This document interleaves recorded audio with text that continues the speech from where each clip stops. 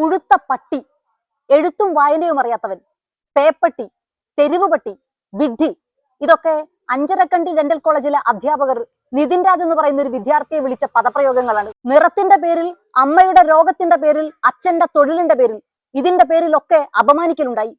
Doctor Nitin Raj ആകേണ്ട കുട്ടിയായിരുന്നു.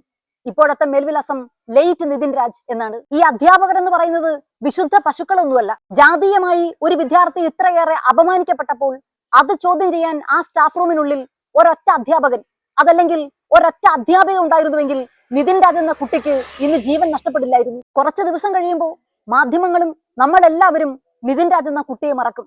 സ്വാഭാവികമായും സസ്പെൻഷനിലായ അധ്യാപകർ തിരിച്ച് സർവീസിൽ കയറും. അവർക്ക് ശമ്പളം കിട്ടും, മറ്റെല്ലാ ആനുകൂല്യങ്ങളും കിട്ടും.